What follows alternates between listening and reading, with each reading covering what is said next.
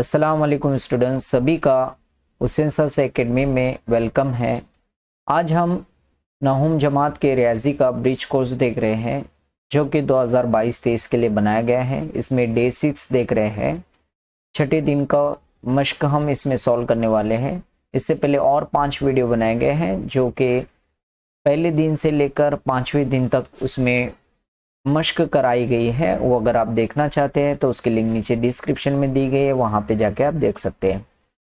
Video में आगे बढ़ने से पहले अभी तक आपने हमारे चैनल को सब्सक्राइब नहीं किया है तो सब्सक्राइब जरूर कर ले, साथ ही साथ बेल आइकन को प्रेस करें ताकि जब भी हम यहाँ से कोई नया वीडियो अपलोड करें उसकी नोटिफिकेशन आपको फौरन मिले। चलिए वीडियो स्टार्ट करते हैं।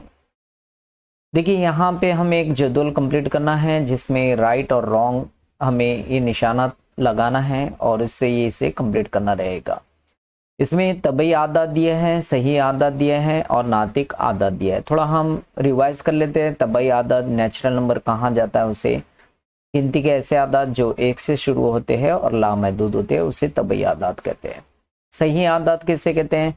जिसमें 0 और दाएं जानिब मस्बत नंबर होते हैं और बाएं जानिब मनफी नंबर होते हैं, यानी इसमें शुमार 0 का भी होता है और मस्बत नंबर जितने होते हैं और मनफी नंबर जितने होते हैं ये सभी का शुमार सही आदात में होता है। नातिक आदात अगर हम इसे कसर में कह ले, जैसे P/Q, P एक यहाँ पे सही अदद है और Q दूसरा सही अदद है, लेकिन यहाँ Q जो है 0 के इक्वल नहीं होना चाहिए, यानी नस्ब नुमा में 0 नहीं होना चाहिए, उसे हम नातिक अदद कह सकते हैं। चलिए यहाँ पे इसी की मदद से हम जदुल को कंप्लीट करेंगे। जैसे यहाँ पे नफी 4 ऑलरेडी बताया है। देखिए तबई अदद में मस्बत नंबर आते हैं तो ये नहीं होगा, तबई अदद नहीं होगा। सही अदद में हम देख पा रहे हैं कि नफी वाले अदद आते हैं तो ये होगा।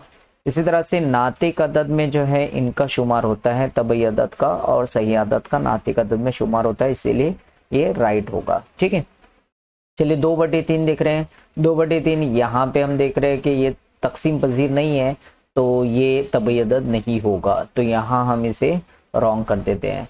यहाँ पे भी ये सही अदद नहीं होगा, ठीक है, तो यहाँ पे भी रॉन्ग कर देते हैं। लेकिन देखिए यहाँ कसर वाली सूरत दिखाई दे रही है और नसब नुमा में 0 नहीं है तो हम इसे नातिक अदद कह सकते हैं। चलिए यहाँ पे राइट कर लेते हैं। नफी 15, जैसे कि यहाँ पे नफी 4 था तो सही अदद था लेकिन तबई अदद नहीं था, तो यहाँ पे नफी वाले जितने आदाद होते हैं नेगेटिव नंबर्स वो तबई अदद नहीं होते तो रॉन्ग कर ले, लेकिन सही अदद होते हैं तो उसे राइट कर ले और वो नातिक अदद भी होते हैं। ठीक है, अब ये बात याद रखें, तबई अदद और सही अदद अगर वो फॉलो करता है, यानी अगर वो सही अदद है या फिर तबई अदद है तो वो नातिक अदद भी होता है। ठीक है, चलिए नफी 3/10 ये यहाँ पे तबई अदद नहीं है। इसी तरह से अगर हम देखें सिर्फ नेगेटिव को देखें तो ये यहाँ पे सही अदद कुछ बच्चे राइट कर लेते हैं, लेकिन मैं आपको बता दूं ये 3/10 ये तकसीम पजीर नहीं है, इसीलिए यहाँ पे ये सही अदद नहीं होगा। हाँ, लेकिन नातिक अदद होगा क्योंकि इसके नस्ब नुमा में 0 नहीं है। चलिए 4 हम देखें तो 4 देख रहे हैं यहाँ पे तबई अदद है। इसी तरह से 4 यहाँ पे भी आएगा, मस्बत वाले नंबर में सही अदद है और ये नातिक अदद भी, जैसे मैंने आपको कहा वो तबई अदद है या सही अदद है तो वो नातिक अदद भी होता है। इस तरह से कंप्लीट करेंगे। चलिए आगे बढ़ते हैं। यहाँ पे झेल के आदात को अददी खत पर जाहिर कीजिए। हम किसी भी अदद को, चाहे वो नातिक हो गैर नातिक हो, उसे हम अददी खत पर जाहिर कर सकते हैं। चलिए किस तरह से, जैसे हम यहाँ पे बना लेते हैं, यहाँ 0 ले लेते हैं, फिर दाएं जानिब आपको पता है 1, ये 2, ये 3 और बाएं जानिब नेगेटिव नंबर्स होते हैं -1 -2। ठीक है, तो देखिए यहाँ हम देख पा रहे हैं कुछ नंबर्स 3 है और नफी 2 है, तो इसे तो हम जाहिर कर सकते हैं। चलिए हम उसे जाहिर कर लेते हैं किसी लेटर की मदद से। यहाँ हम देख पा रहे हैं 3 है तो उसे हम ए से जाहिर कर देते हैं और नफी 2 है उसे हम बी से जाहिर कर देते हैं। ठीक है, ताकि हमें पहचानने में आसानी हो। नुक्ता बी का मुहद्दिद नफी 2 है और ए का मुहद्दिद 3 है। इस तरह से हम इसे लेटर्स के जरिए ऊपर की जानिब जाहिर करेंगे। देखिए यहाँ अगर हम देखें तो बाकी के जितने आदात बचे हैं, जितने नंबर्स बचे हैं वो सभी कसर जाहिर कर रहे हैं। तो कसर को किस तरह जाहिर करते हैं अददी खत पर? पहले मैं आपको बता दूं ये 1 इकाई का फासला है।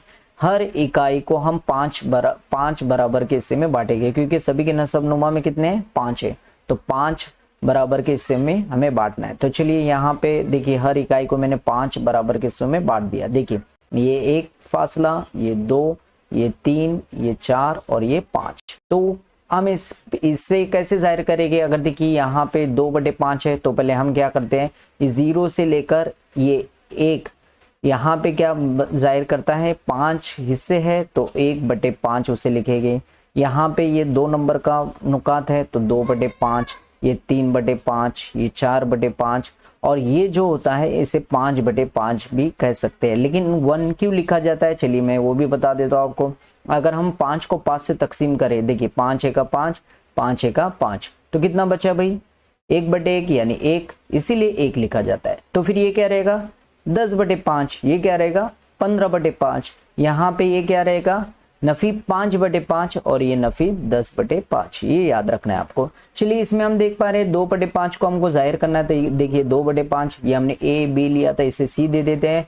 और देखिए यहाँ पे 4/5 भी है, इसे हम डी दे देते हैं। देखिए अब यहाँ पे हम देख पा रहे हैं कि नफी 3/5 है, तो हमें पता है कि 0 के हम बाई जानिब जाएंगे, तो ये नफी 1/5 रहेगा, नफी 2/5, नफी 3/5। तो नफी 3/5 लिख लेते हैं और यहाँ डी तक कंप्लीट कर चुके, इसे कोई और नाम दे देते हैं ई। इसी तरह से नफी 7/5 भी बताना है, तो जैसे कि मैंने आपको बताया ये नफी 5/5 रहेगा, ये नफी 6/5 और नफी 7/5 हम इसे लिख सकते हैं।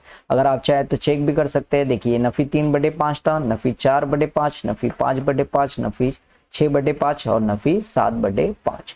इसे हम F से जाहिर कर देंगे। इस तरह से इसे कंप्लीट करेंगे। एक बात याद रखिए, इसे आप पेंसिल से बनाएं। ये पूरी जो अददी खत है इसे पेंसिल से बनाना होता है, ये सिर्फ आपको समझाने के लिए यहाँ पे कलर्स का इस्तेमाल किया गया है। अगर ये वीडियो आपको अच्छा लगे तो इसे लाइक करें और अपने फ्रेंड सर्कल में शेयर करें।